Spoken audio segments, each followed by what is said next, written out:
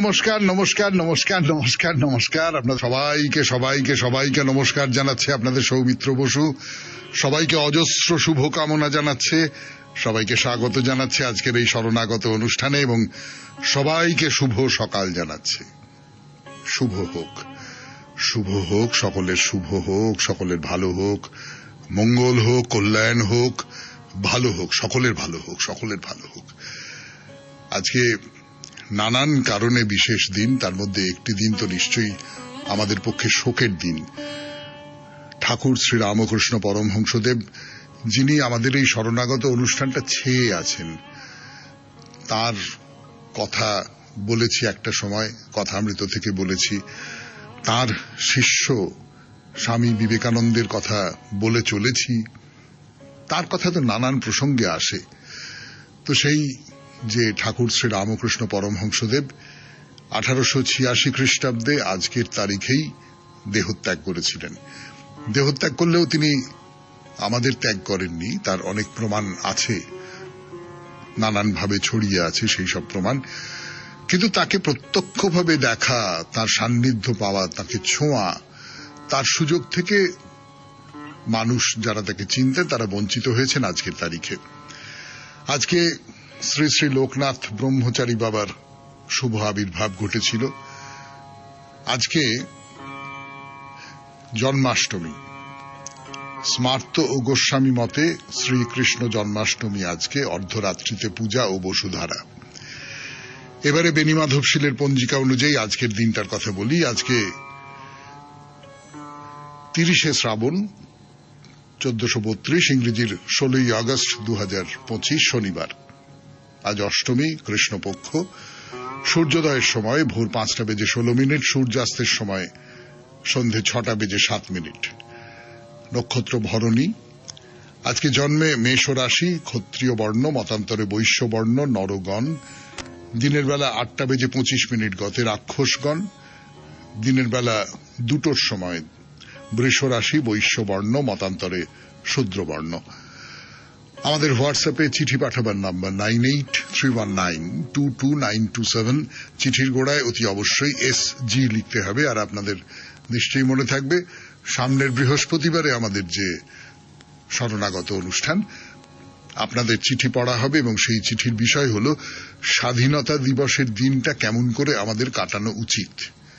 আপনি কেমন করে কাটিয়েছেন তার কথা বলতে পারেন, আপনার ইচ্ছে কি সেই কথাও বলতে পারেন। তাই নিয়ে একটা 250 শব্দের মধ্যে চিঠি লিখে পাঠিয়ে দিন মঙ্গলবার সন্ধে 6টার ভেতর। এবারে আজকের অনুষ্ঠান সম্পর্কে বলি। প্রথমে পুরাণ চিরন্তন। পুরাণ চিরন্তনে আমরা তপস্বী নিয়ে কথা বলেছিলাম। এইবারে একজন রাজার কথা বলবো। এই রাজার কথা আপনারা সবাই খুব মনে রেখেছেন কিনা আমি জানি না, কিন্তু এই রাজা খুবই গুরুত্বপূর্ণ একজন রাজা এবং দুজন মহাভারতের খুব গুরুত্বপূর্ণ দুজন মানুষের সূত্র ধরে এই রাজার কথা উঠে পড়বে। এই রাজার নাম হচ্ছে দ্রুমিল, রাজা দ্রুমিল। কে এই দ্রুমিল বলবো পুরাণ চিরন্তন পর্বে। তারপরে চলে যাব স্বামী বিবেকানন্দের রচনা থেকে পাঠ। রচনার নাম পুনর্জন্ম। বেশ খানিকটা অংশ পড়া হয়েছে এই প্রবন্ধের, আরো খানিকটা অংশ পড়ে শোনাবো। তারপর ভগবদ গীতা থেকে পাঠ, স্বামী রঙ্গনাথানন্দজি তার ব্যাখ্যা করছেন। পড়ে শোনাবো স্বামী গোকুলানন্দের মানসিক চাপ জয় করবার জন্য কি কি করতে হবে না হবে একজন মনোবিজ্ঞানীর চোখে তিনি বলছেন, একজন ধার্মিক মানুষের চোখে এবং মনোবিজ্ঞানীর চোখে। আপনাদের চিঠিপত্র এবং তারপর মহাপুরুষের কথা, ভাস্করাচার্য এবং লীলাবতীর কথা বলছি আপনাদের। 92.7 বিগ FM এ শরণাগত অনুষ্ঠানে এইবারে তাহলে পুরাণ চিরন্তন। আমি আছি আপনাদের সঙ্গে, আপনাদের সৌমিত্র বসু। গানের পর এই দ্রুমিল নামটা কি চেনা চেনা লাগছে? আমার নিজের ধারণা আপনাদের কারুর কারুর চেনা চেনা লাগছে। কেউ কেউ হয়তো জানেন তার সম্পর্কে এবং অনেকেই বলবেন যে না, এই নামটা তো চেনা নয়, কে ইনি? তো কোনো ব্যক্তির নাম বলেই মনে হচ্ছে। তো আমরা বেশ কিছুদিন ওই প্রায়শ্চিত্ত, তপস্বী এই ধরনের বিষয় ছেড়ে এইবার কোন একজন মানুষের দিকে এলাম, কোন একজন পুরাণের মানুষ। এই দ্রুমিল হচ্ছেন কংসের বাবা। ফলে এর নাম বলেছি কংস প্রসঙ্গে বলতে গিয়ে। কৃষ্ণের কথা তো বলা হয়েছে, কংসের কথাও বলা হয়েছে এই পুরাণ চিরন্তনে। এবারে দ্রুমিলের কথা একটু বলি। পুরাণে দ্রুমিলের পরিচয় দিতে গিয়ে বলা হচ্ছে তিনি সৌভপতি। আবার কোথাও কোথাও তাকে দানব বলে উল্লেখ করা হয়েছে। অথ সৌভপতি শ্রীমান দ্রুমিল নাম দানব। তার মানে তার একটা নাম ছিল দানব, এটাও হতে পারে। তবে সৌভপতি বলতে কি বোঝায়? মহাভারতে বা পুরাণগুলোতে সৌভপতি মানে শাল্য দেশের রাজা। কারণ সৌভপুর হচ্ছে শাল্য দেশের রাজধানী। দ্রুমিল কি দানব ছিলেন? না, এটা ঠিক বলে মনে হয় না। আসলে দানব বলে তাকে কেউ বলতো হয়তো কোনো কারণে, সে কারণটা কি আমরা পরে খুঁজে বার করবার চেষ্টা করব, কিন্তু তাকে শাল্য দেশের রাজা ভাবাটাই ঠিক। তাই শাল্য দেশটা কোথায় ছিল, এইটা নিয়ে পণ্ডিতদের মধ্যে খানিকটা মতভেদ আছে। কেউ কেউ বলেছেন যে এটা রাজস্থানের আবু পাহাড়ের কাছাকাছি কোনো একটা জায়গা, কিন্তু বেশিরভাগ পণ্ডিত মানুষ বলছেন যে এই যমুনা থেকে সিন্ধু নদ পর্যন্ত শাল্যরা ছড়িয়ে ছিটিয়ে বসবাস করত।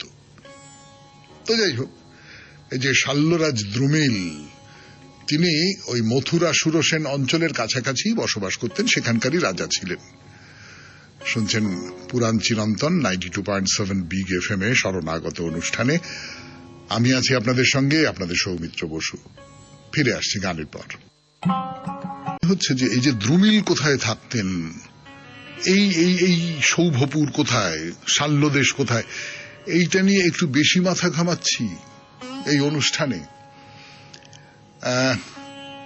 আসলে তাকে দেখতে চাইছি আমরা একজন ক্ষত্রিয় রাজা হিসেবে। দানবরাজ ইত্যাদি ইত্যাদি এই পরিচয়টা বাদ দিয়ে ক্ষত্রিয় রাজা হিসেবে দেখি। এবং কংসের জন্মবৃত্তান্তে দ্রুমিলের ভূমিকা এবং পরবর্তীকালে কংসের স্বভাব চরিত্রে যে নৃশংসতা, যে ক্রূরতা, যে নিষ্ঠুরতা প্রকাশ পেয়েছে, এই কারণেই সম্ভবত তার নামের সঙ্গে দানব শব্দটা জুড়ে গেছে। তো আমরা কৃষ্ণ সম্পর্কে আলোচনা করতে গিয়ে বলেছি, কংস সম্পর্কে আলোচনা করতে গিয়ে বলেছি যে এই মথুরা সুরসেন অঞ্চলে একটা সংঘ রাষ্ট্র, তার প্রধান রাজা ছিলেন উগ্রসেন। উগ্রসেনের বউয়ের নাম কি, তার পত্নীর নাম কি, অন্যান্য পুরাণে উল্লেখ নেই, কিন্তু পদ্মপুরাণ বলছে যে উগ্রসেনের পত্নীর নাম ছিল পদ্মাবতী।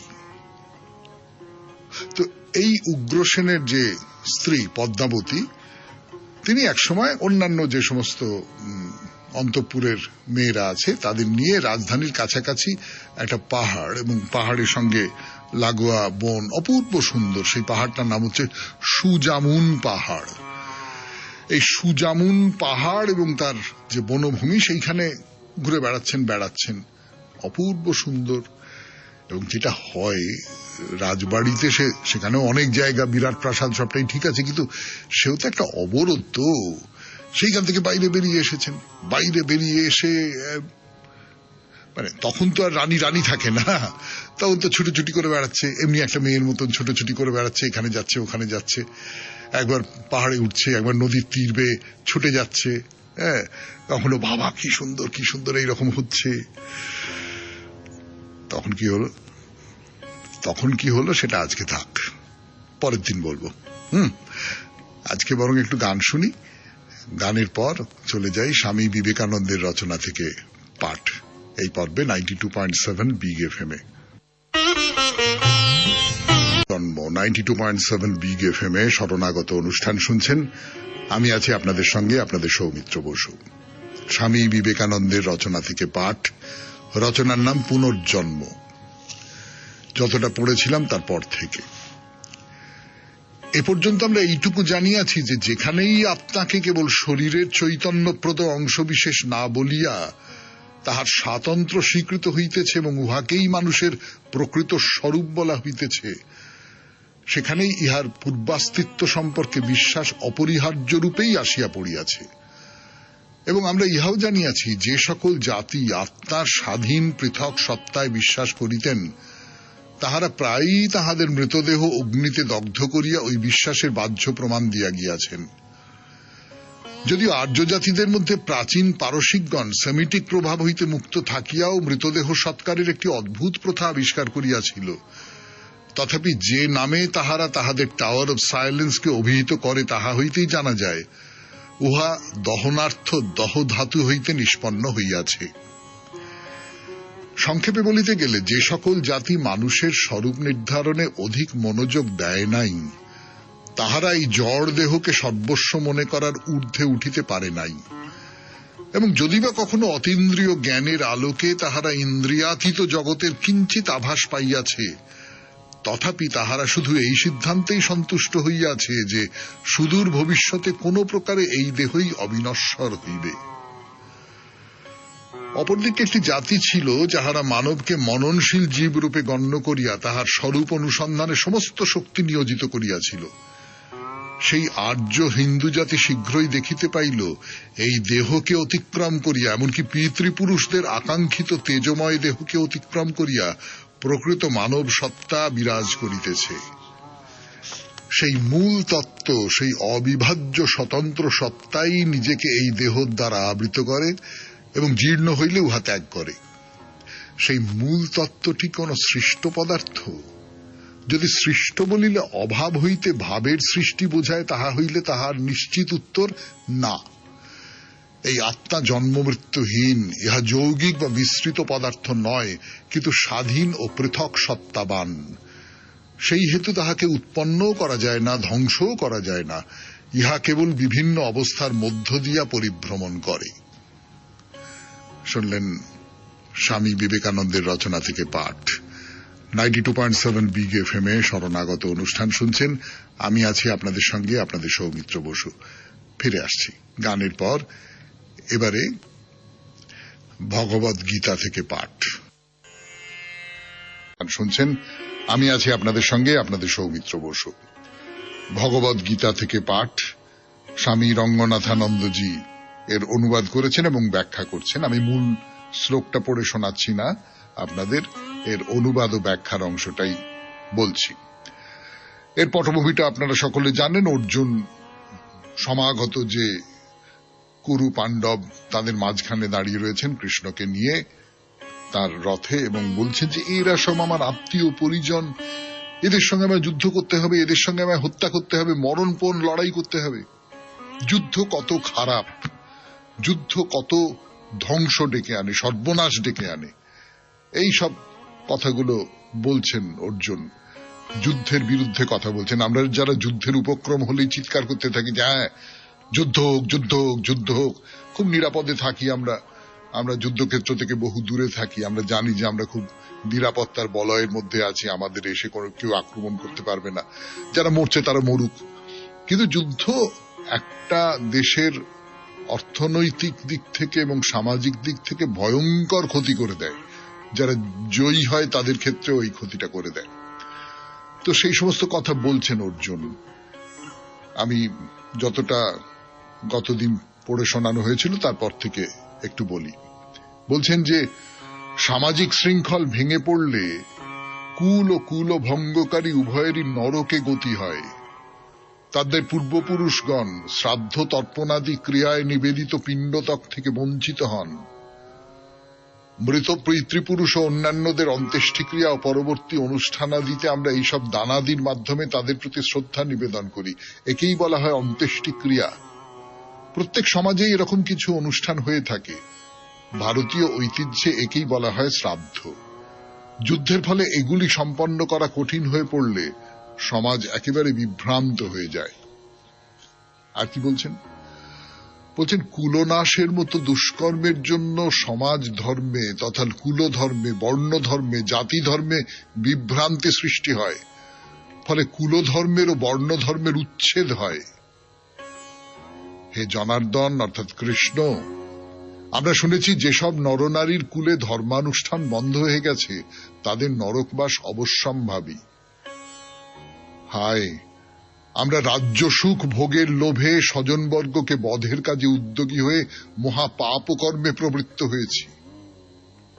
যদি ধৃতরাষ্ট্রপুত্রগণ অর্থাৎ কৌরবগণ যুদ্ধে শস্ত্র ধারণ করে প্রতিরোধ চেষ্টাবিহীন নিরস্ত্র আমাকে বধ করেন, তাতে আমার বেশি কল্যাণ হবে। এইসব বলে এইবার অর্জুন ওই পরিস্থিতিতে তার নির্দিষ্ট অন্তিম সিদ্ধান্ত শ্রীকৃষ্ণকে জানিয়ে দিচ্ছেন। তিনি চাইছেন সম্পূর্ণ নির্বাধ অহিংস পদ্ধতি অবলম্বন করতে। সত্যই এটি একটি সংকটময় পরিস্থিতি। যুদ্ধারম্ভ আসন্ন। অর্জুনের জন্য আগেই প্রস্তুত হয়েছেন, তিনি যুদ্ধ চেয়েছিলেন, আর তবু এই সংকট মুহূর্তে দুঃখে অবসাদে অভিভূত হয়ে যুদ্ধ থেকে সরে দাঁড়াচ্ছেন। এ বিষয়ে তার চূড়ান্ত সিদ্ধান্ত শ্রীকৃষ্ণকে জানিয়ে দিয়েছেন। শ্রীকৃষ্ণ কি বললেন? শ্রীকৃষ্ণ অর্জুনের সব কথার উত্তর দিয়েছিলেন, তা গীতার 2য় অধ্যায়ে পাওয়া যাবে। কিন্তু ঠিক এইক্ষণে এখানে কি ঘটেছিল তা জানালেন সঞ্জয়। আপনাদেরও জানাবো। ফিরে আসছি গানের পর। 92.7 বিগ এফএম এ শরণাগত অনুষ্ঠান শুনছেন। আমি আপনাদের সৌমিত্র বসু।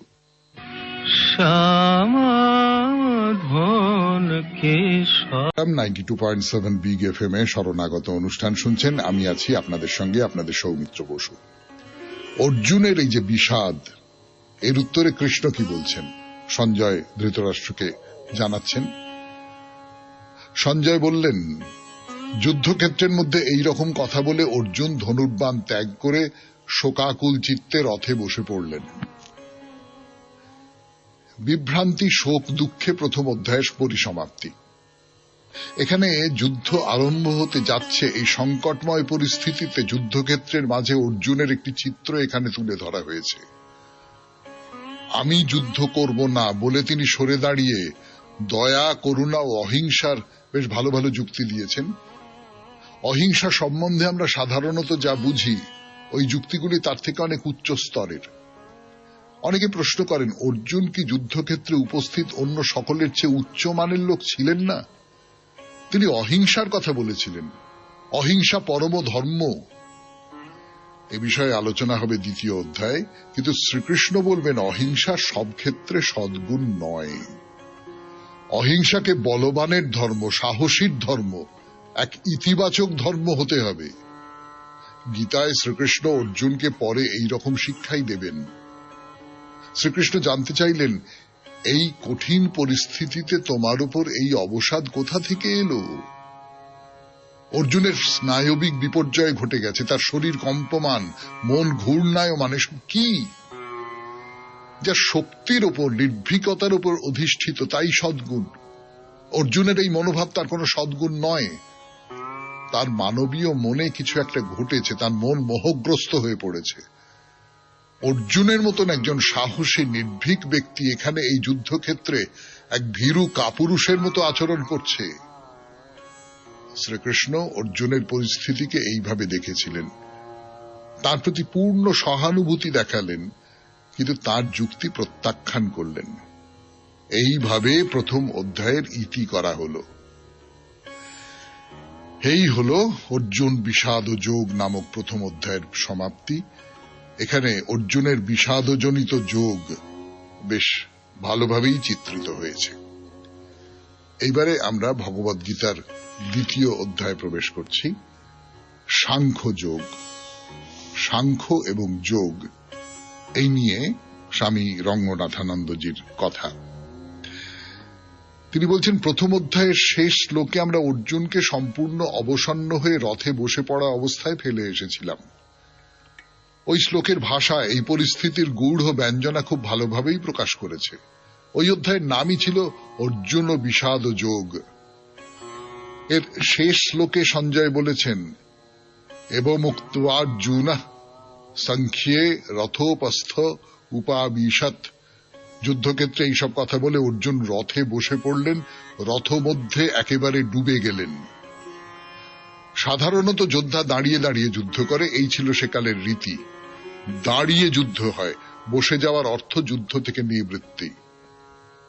বিসৃজ্যা সা সারাং চাপং, ধনুর্বাণ ফেলে দিয়ে, অর্থাৎ যে উদ্দেশ্যে যুদ্ধক্ষেত্রে উপস্থিত হওয়া সম্পূর্ণভাবে তার বিপরীত কাজ করা। শোক সংবিঘ্ন মানসা, অর্থাৎ শোকে বা অবসাদে ভারাক্রান্ত মন নিয়ে।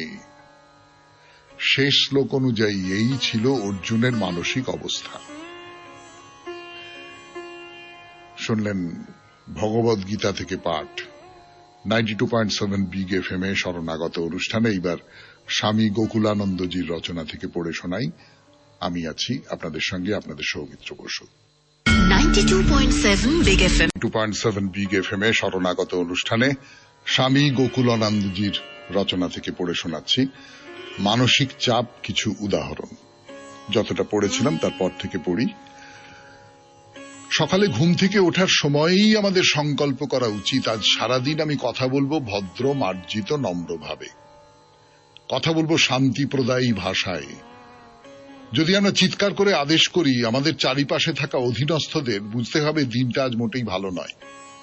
সুতরাং যখন চিৎকার করে কথা বলার ইচ্ছে উদগ্র হতে চাইবে, তখন যেন আমরা নীরব থাকতে পারি।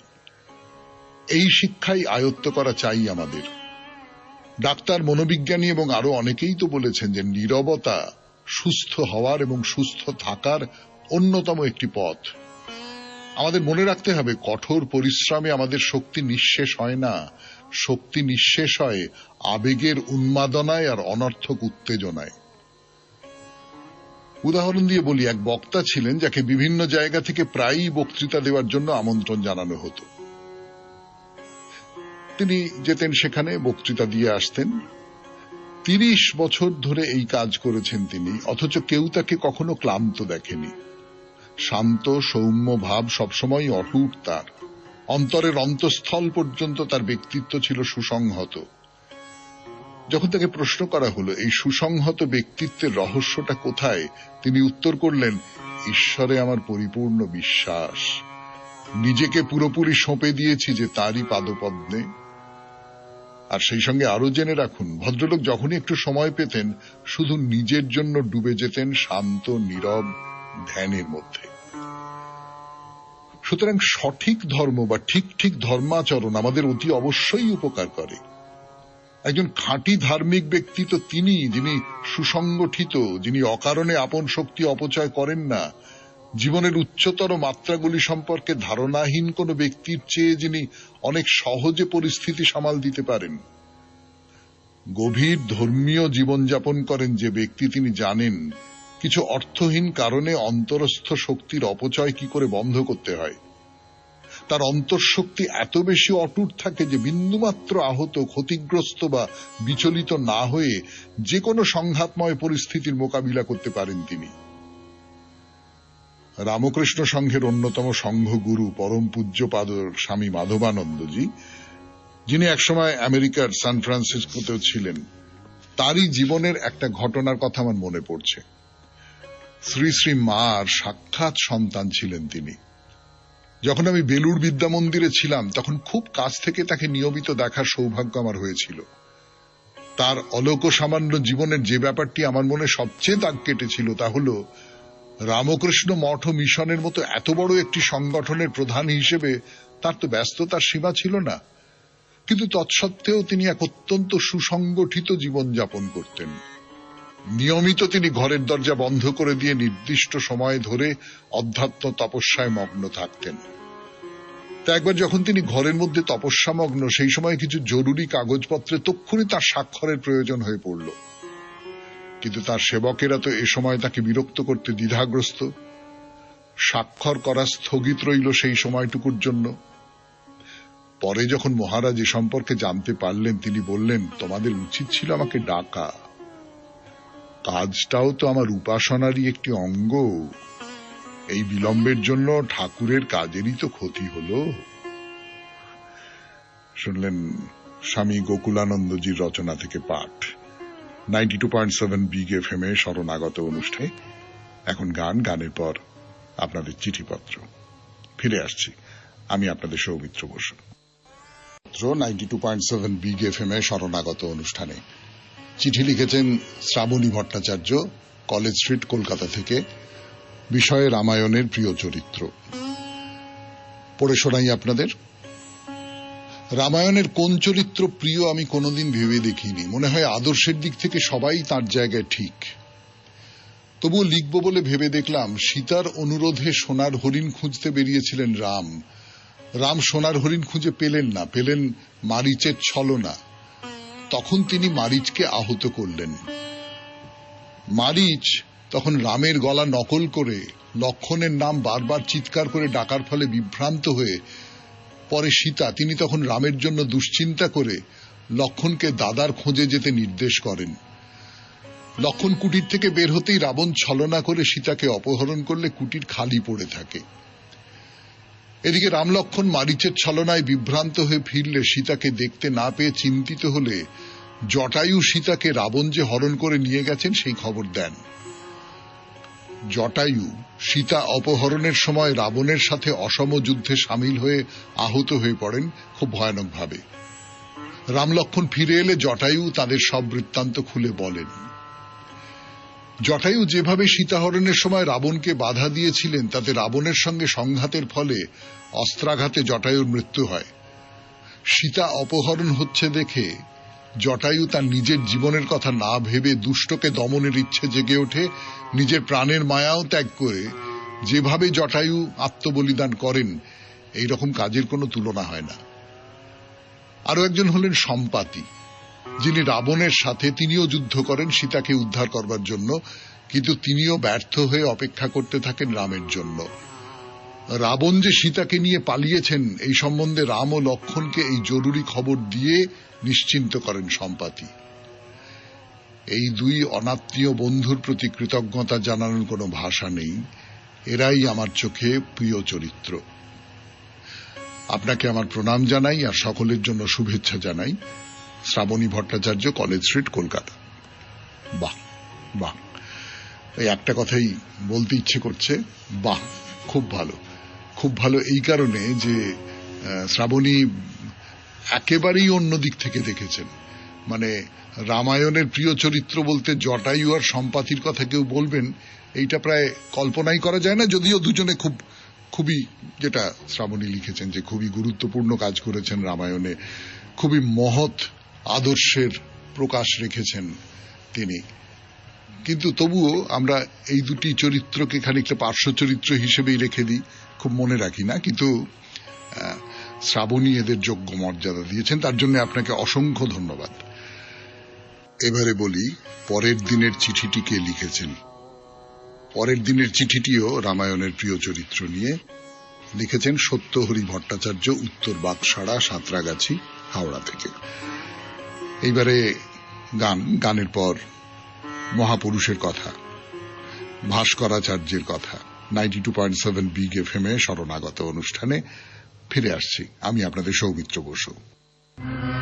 শরণাগত অনুষ্ঠানে এবার মহাপুরুষের কথা, ভাস্করাচার্যের কথা। ভাস্করাচার্য লীলাবতীর সেই বিখ্যাত গল্প আপনারা অনেকেই হয়তো জানতেন, কিন্তু আবছা আবছা হয়ে গিয়েছিল। সেইটা একবার মনে করিয়ে দিলাম।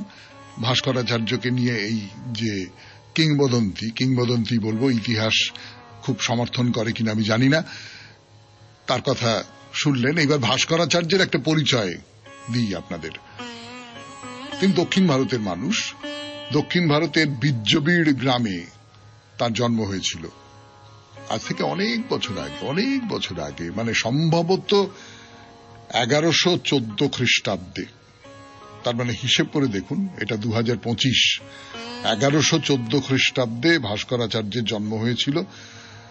তার জীবন কাহিনী যেটা আমরা জানি বা অনেকে জানেন, সেটা সত্যি সত্যি কতদূর সত্য সেইটা নিয়ে খানিকটা মতভেদ আছে। তবে মুম্বাই শহরের কাছাকাছি চার্লিসগাঁও বলে একটা জায়গা থেকে কয়েক মাইল দূরে একটা পুরনো মন্দির, সেখানে একটা শিলালিপি পাওয়া গেছে। জানেন, সেই শিলালিপি থেকে ভাস্করাচার্যের সম্পর্কে কিছু কিছু কথা জানতে পারা যাচ্ছে। যেমন ভাস্করাচার্যের বাবা, তার নাম ছিল মহেশ দৈবজ্ঞ। মহেশ দৈবজ্ঞের বাবার নাম ছিল মনোরথ, এবং তাদের যে পূর্বপুরুষ তাদের নাম ছিল প্রভাকর, গোবিন্দ, ভাস্কর ভট্ট এবং ত্রিবিক্রম। লক্ষ্মীধর এবং চঙ্গদেব নামে ভাস্করাচার্যের দুই পুত্র ছিলেন। এরা সকলেই শাস্ত্রজ্ঞ পণ্ডিত ছিলেন এবং সবাই একে খুব শ্রদ্ধা করত। মানে খুবই পণ্ডিত মানুষ, খুবই জ্ঞানী মানুষ এবং সকলের শ্রদ্ধেয় মানুষ। এটা সবসময় হয় না, কিন্তু এরা তাই ছিলেন। মানে বিভিন্ন শিলালিপিতে সকলের সম্পর্কে খুব ভালো ভালো কথা, প্রশস্তি এই সমস্ত বলা আছে, কিন্তু এই শিলালিপিটি যিনি রচনা করেছেন তিনি সবচেয়ে বেশি প্রশংসা করেছেন ভাস্করাচার্যের। ভাস্করাচার্যকে কি বলা হচ্ছে এই শিলালিপি অনুযায়ী? তাকে বলা হচ্ছে ভট্ট পারদর্শী। ভট্ট পারদর্শী, সমস্ত বিষয়ে, বিদ্যার সমস্ত বিষয়ে তিনি পারদর্শী। তিনি সাংখ্য, তন্ত্র এবং বেদ এই তিনটি বিষয়ে মহাপাণ্ডিত্য অর্জন করেছিলেন। তার মতন জ্ঞানী তখনকার দিনে আর কেউ ছিলেন না। তিনি কাব্যে, কবিতায়, ছন্দে অতুলনীয় ছিলেন এবং গণিত শাস্ত্রে শিব সম জ্ঞানী ছিলেন। তাহলে দেখুন, এই যে আমরা বলি না যে ও হচ্ছে সায়েন্সের লোক, ও হচ্ছে আর্টসের লোক, ও অঙ্কটা খুব ভালো পারে কিন্তু সেই কারণেই সাহিত্যটা বোঝে না, ও সাহিত্যটা খুব ভালো পারে অঙ্কটা বোঝে না, এরকম সব কথাবার্তা আছে। তো এই যে বিভাজনটা করে দেওয়া, এই বিভাজনটা কিন্তু আমরা করে দিয়েছি পরবর্তীকালে। যারা পণ্ডিত, সত্যিকারের পণ্ডিত যারা, তারা কিন্তু সবটা জানেন। এই আমি গতকাল একজনের বাড়িতে আমার একটা নেমন্তন্ন ছিল। সেই বাড়ির যে মেয়েটি, সে ওই বেলুড় মঠে ওখানে বেদ, উপনিষদ ইত্যাদির ক্লাস করায়।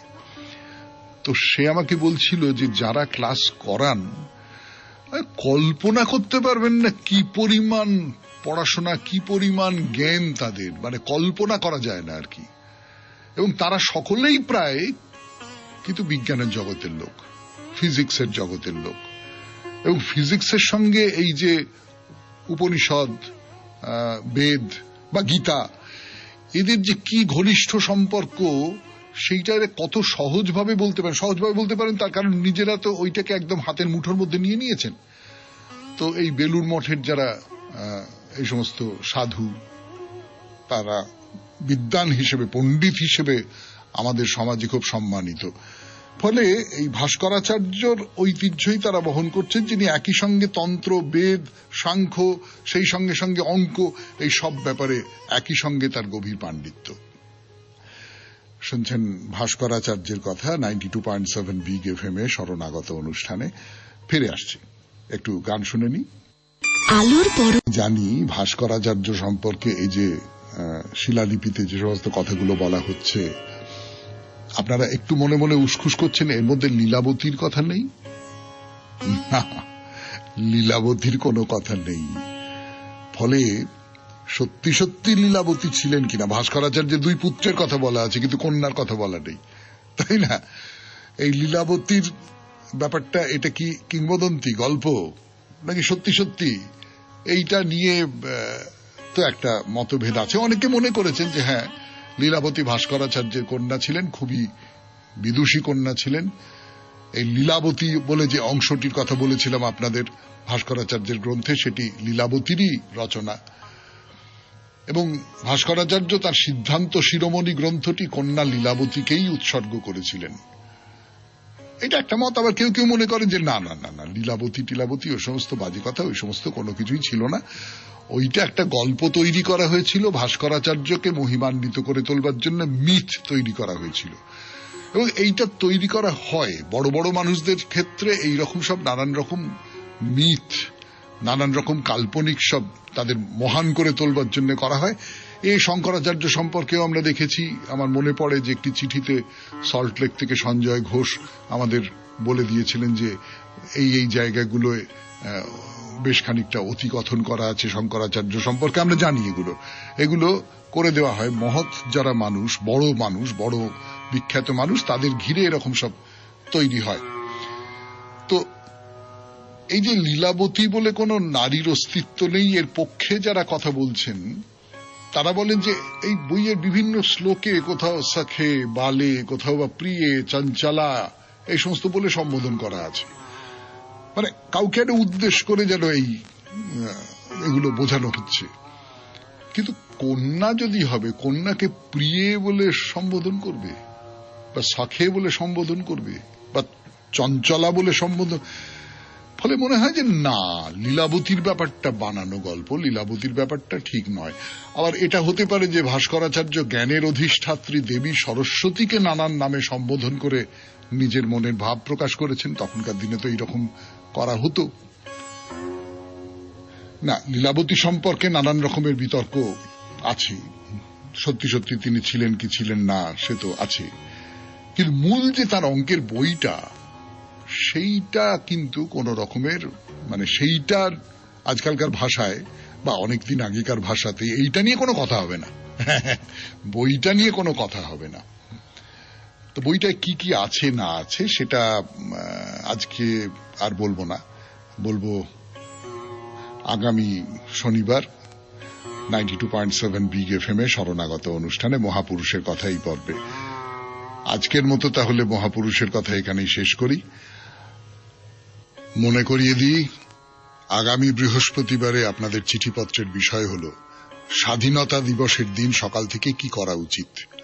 মঙ্গলবার সন্ধে 6টার ভেতর এই চিঠি যেন আমাদের দপ্তরে পৌঁছে যায়। আমাদের হোয়াটসঅ্যাপে চিঠি পাঠাবার নাম্বার 9831922927।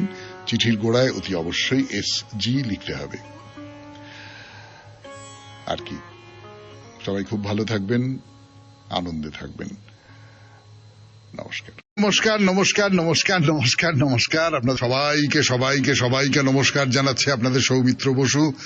সবাইকে অজস্র শুভকামনা জানাচ্ছে, সবাইকে স্বাগত জানাচ্ছে আজকের এই শরণাগত অনুষ্ঠানে, এবং সবাইকে শুভ সকাল জানাচ্ছে। শুভ হোক, শুভ হোক, সকলের শুভ হোক, সকলের ভালো হোক, মঙ্গল হোক, কল্যাণ হোক, ভালো হোক, সকলের ভালো হোক, সকলের ভালো হোক। আজকে নানান কারণে বিশেষ দিন, তার মধ্যে একটি দিন তো নিশ্চয়ই আমাদের পক্ষে শোকের দিন। ঠাকুর শ্রী রামকৃষ্ণ পরমহংসদেব, যিনি আমাদের এই শরণাগত অনুষ্ঠানটা ছেয়ে আছেন, তার কথা